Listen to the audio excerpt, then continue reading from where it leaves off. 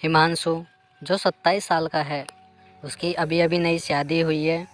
उसकी एक बहुत ही खूबसूरत सी बीवी है। वह दोनों हनीमून मनाने के लिए हिमाचल गए थे, जहां उन्होंने 4 दिन गुजारे। अब उनकी मुंबई अपने घर वापस आने का समय हो गया था।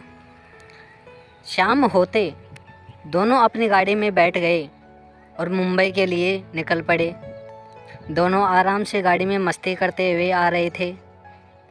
धीरे धीरे वे दोनों हिमाचल की घाटी को पार कर रहे थे और घाटी देखने में जितनी ज़्यादा सुंदर लग रही थी, उतनी ही ज़्यादा डरावनी भी थी। रात के 11:30 बज गए थे। अब वो हिमाचल की घाटी को पार करने ही वाले थे कि रोड बिल्कुल सुनसान पड़ चुकी थी। अचानक हिमांशु को अपनी गाड़ी के आगे एक औरत दिखी, जिसने लाल रंग की साड़ी पहनी हुई थी। वह दूर से ही हाथ हिलाकर गाड़ी को रोक रही थी। हिमांशु की बीवी बोली, आप गाड़ी मत रोकिए, क्योंकि ये कोई लूटपाट करने की चाल हो सकती है। लेकिन वह औरत गाड़ी के सामने ही आ गई, जिसके कारण हिमांशु को गाड़ी रोकनी पड़ी। वो औरत ज़ोर ज़ोर से दरवाजे को ठोकने लगी और उसके चेहरे के हाव भाव से ऐसा लग रहा था जैसे वो किसी बड़ी मुसीबत में हो। हिमांशु की बीवी ने कहा, आप गाड़ी का दरवाज़ा मत खोलिए, मुझे बहुत डर लग रही है। हो सकता है ये कोई चाल हो, हमें बाहर नहीं जाना चाहिए। हिमांशु ने कहा, अगर सच में किसी मुसीबत में होगी तो, और उसे हमारी ज़रूरत हो, क्योंकि उसको देखकर वह अच्छी खासी घर की लग रही है। अब मैं गाड़ी का दरवाज़ा खोलना हो, तुम डरना मत, कुछ भी नहीं होगा। यह बोलते ही हिमांशु ने गाड़ी के दरवाजे खोल दिया और बाहर आ गया। वह औरत घबराते हुए बोली, प्लीज़ मेरी मदद करो। हिमांशु ने कहा, क्या हुआ, आप इतनी घबराई हुई क्यों हो?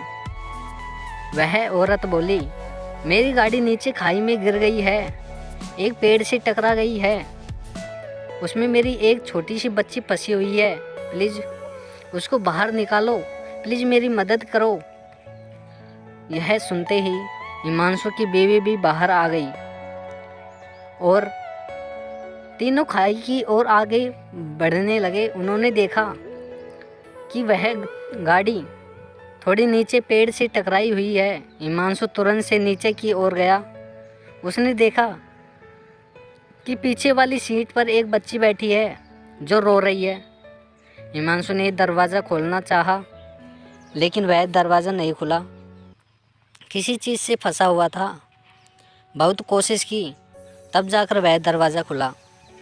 हिमांशु ने उस बच्चे को बाहर निकाला और अपनी गोद में रख लिया, लेकिन वह बच्ची अभी भी रोई जा रही थी और मम्मी मम्मी कह रही थी। तभी अचानक हिमांशु की नज़र आगे वाली ड्राइविंग सीट पर गई, जहां उसे कोई बैठा हुआ लगा, लेकिन आगे वाली गाड़ी का शीशा धुंधला था तो साफ नज़र नहीं आ रहा था। हिमांशु उसने अपने कपड़े से उसे साफ किया। फिर उसके बाद जो हिमांशु ने देखा, उसे देखकर उसकी पैरों तले ज़मीन खिसक गई। उसको तो विश्वास ही नहीं हो रहा था। उसने देखा कि आगे वाली सीट पर और कोई नहीं बल्कि बच्ची की माँ थी, जो मदद के लिए हिमांशु को बुलाने आई थी। उसने देखा कि वह औरत के माथे से खून निकल रहा है और उसकी तो मौत हो चुकी है। हिमांशु की पत्नी ने उसकी हालत देखकर तुरंत से उसके पास आई और वह भी यह मंजर देखकर हैरान हो गई है।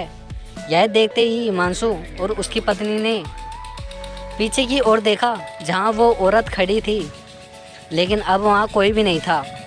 अब दोनों को समझ में आ गया था कि वह औरत कौन थी।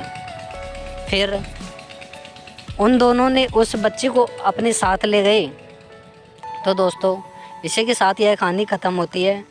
अब आप समझ ही गए होंगे कि वह कौन थी जो हिमांशु के पास मदद लेने आई थी। यह माँ की ममता है, जो मरने के बाद भी अपने बच्चे को बचाने के लिए एक आत्मा बनकर आई।